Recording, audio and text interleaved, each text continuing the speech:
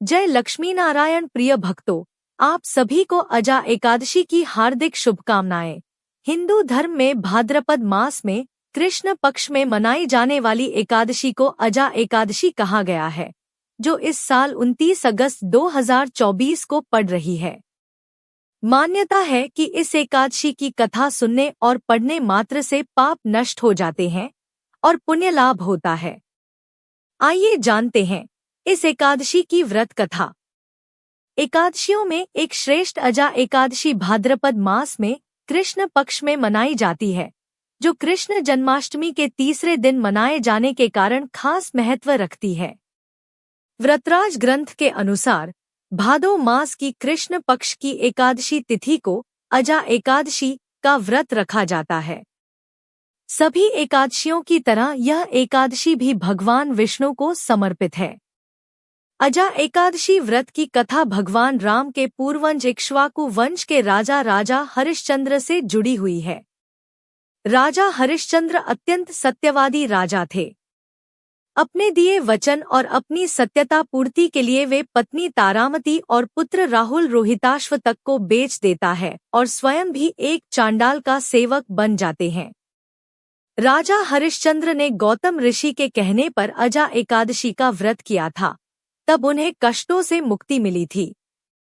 आइए विस्तार से जानते हैं यह कथा, जिसे स्वयं भगवान श्री कृष्ण ने युधिष्ठिर सहित अन्य पांडवों को सुनाई थी। युधिष्ठिर ने कहा, हे पुंडरीकाक्ष, मैंने श्रावण शुक्ल एकादशी अर्थात पुत्रदा एकादशी का सविस्तार वर्णन सुना। अब आप कृपा करके मुझे भाद्रपद माह के कृष्ण पक्ष की एकादशी के विषय में भी बतलाइए। इस एकादशी का क्या नाम है और इसके व्रत का क्या विधान है? इसका व्रत करने से किस फल की प्राप्ति होती है?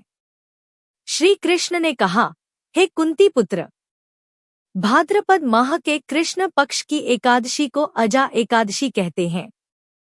इसका व्रत करने से सभी पाप नष्ट हो जाते हैं। इस लोक और परलोक में मदद करने वाली इस एकादशी व्रत के समान संसार में दूसरा कोई व्रत नहीं है। अब ध्यानपूर्वक इस एकादशी का महात्म्य श्रवण करो। पौराणिक काल में भगवान श्री राम के वंश में अयोध्या नगरी में एक चक्रवर्ती राजा हरिश्चंद्र नाम के एक राजा हुए थे। राजा अपनी सत्यनिष्ठा और ईमानदारी के लिए प्रसिद्ध थे। एक बार देवताओं ने उनकी परीक्षा लेने की योजना बनाई। राजा ने स्वप्न में देखा कि ऋषि विश्वामित्र को उन्होंने अपना राजपाट दान कर दिया है। सुबह विश्वामित्र वास्तव में उनके द्वार पर आकर कहने लगे, तुमने स्वप्न में मुझे अपना राज्य दान कर दिया। राजा ने सत्यनिष्ठ व्रत का पालन करते हुए संपूर्ण राज्य विश्वामित्र को सौंप दिया।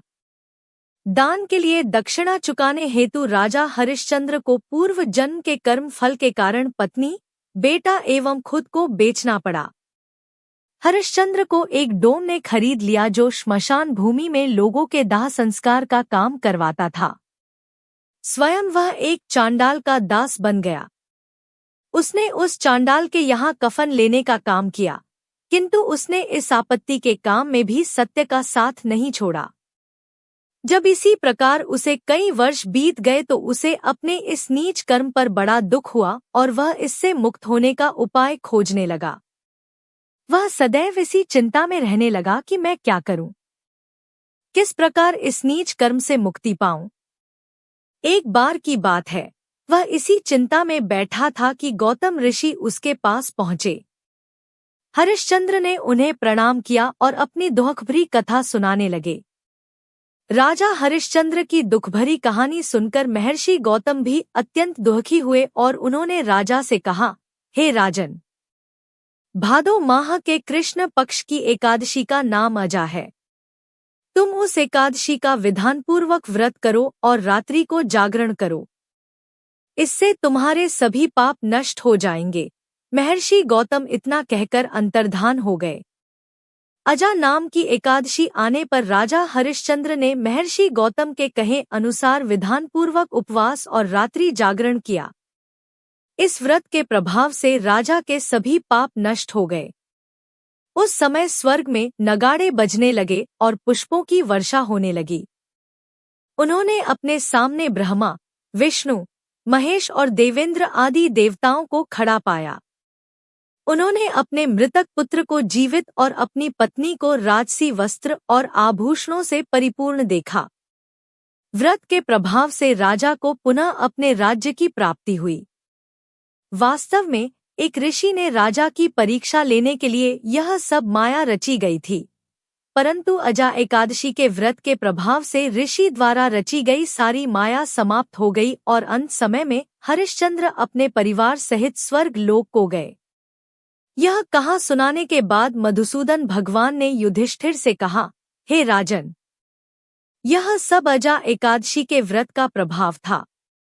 जो मनुष्य इस उपवास को विधानपूर्वक करते हैं और रात्रि जागरण करते हैं, उनके सभी पाप नष्ट हो जाते हैं और अंत में वे स्वर्ग को प्राप्त करते हैं। इस एकादशी व्रत की कथा के श्रवण मात्र से ही अश्वमेध यज्ञ के फल की प्राप्ति हो जाती है। जय श्री हरि। अजा एकादशी की कथा सुनने से लाभ। सनातन धर्म में अजा एकादशी का विशेष महत्व है। अजा एकादशी के दिन व्रत रखने से कई तरह के दुखों से निजात मिलने के साथ साथ सुख समृद्धि की प्राप्ति होती है। कहते हैं, जो साधक साधिका सच्चे मन इस एकादशी को करता है, उसे अश्वमेध यज्ञ के बराबर फल प्राप्त होता है। आइए जानते हैं इस एकादशी से जुड़ी वास्तविक कथा, जिसे पढ़ने और सुनने मात्र से पापों का नाश होता है और पुण्य ही पुण्य मिलता है। अजा एकादशी पूजा विधि। अन्य एकादशी के व्रत की ही तरह अजा एकादशी के व्रत के लिए भी सच्ची भावना से संकल्प लेने का विधान है। इस दिन सुबह जल्दी उठे और अपने सभी दैनिक कार्यों से निवृत्त होकर स्नान आदि के बाद स्वच्छ वस्त्र धारण करें। इसके बाद मंदिर की साफ सफाई कर उसमें लाल या पीला वस्त्र बिछाएं।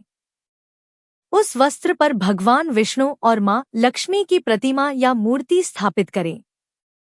अब इसके बाद प्रतिमा को गंगाजल का छिड़काव करें और उसे शुद्ध कर लें। इसके बाद भगवान के सामने सच्चे मन से व्रत का संकल्प लें। इसके बाद भगवान विष्णु जी की प्रतिमा के सामने धूप, दीप, नैवेद्य, फूल और फल अर्पित करें। व्रत के दौरान व्रती को दिन भर उपवास रखना चाहिए। हालांकि अगर ऐसा संभव न हो तो फलाहार लिया जा सकता है। इसके बाद सच्ची भावना से भगवान विष्णु और मां लक्ष्मी की पूजा अर्चना कर उनकी आरती करें। इसके बाद शाम के समय उन्हें पंचमेवों से भोग लगाएं। इस दौरान ध्यान रखें कि विष्णु जी को भोग लगाए जाने वाले भोजन में तुलसी का प्रयोग जरूर करें, क्योंकि ऐसा कहा जाता है कि तुलसी का प्रयोग करने से भगवान नारायण अति प्रसन्न होते हैं। इस दौरान मां लक्ष्मी की भी पूजा किए जाने का परंपरा है, इसलिए लक्ष्मी मां को भी पूजा सामग्री अर्पित करें। अगर आपको यह कथा पसंद आई हो तो कमेंट बॉक्स में जय लक्ष्मी नारायण लिखकर हमारे चैनल को सब्सक्राइब करके वीडियो को लाइक और शेयर जरूर करें।